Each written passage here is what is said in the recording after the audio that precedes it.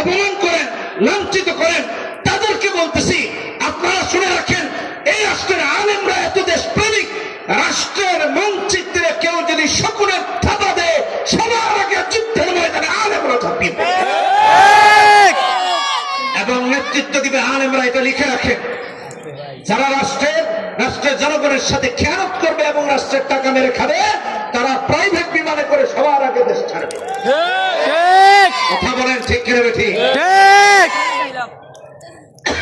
ওরা দেশ ছাড়বে কিন্তু কর্মীর পাসপোর্টই নেই।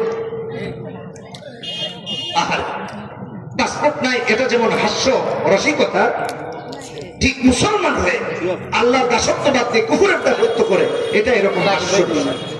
এটা উপহাস। আল্লাহকে চিনি, আল্লাহর সাথে সম্পর্ক বেশি বলতে গেলে লম্বা হয়ে যাবে।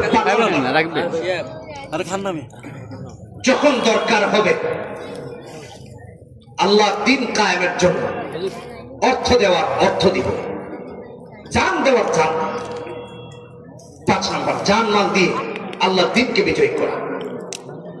এজন্য আল্লাহ তাআলা কোরআনে কারীমে সূরা হুজুরাতে 15 নম্বর আয়াতে বলেছেন, ইন্নামাল মুমিনুনা আল্লাযীনা আমানু বিল্লাহি ওয়া রাসূলিহি সুম্মা লাম ইয়ারতাবু।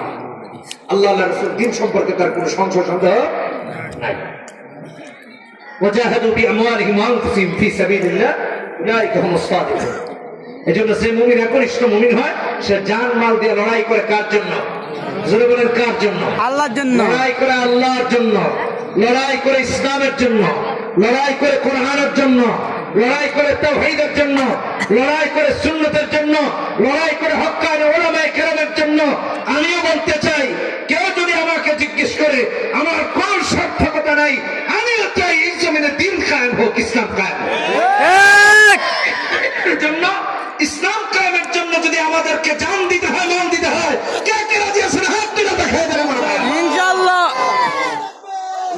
আল্লাহু আকবার, আল্লাহু আকবার।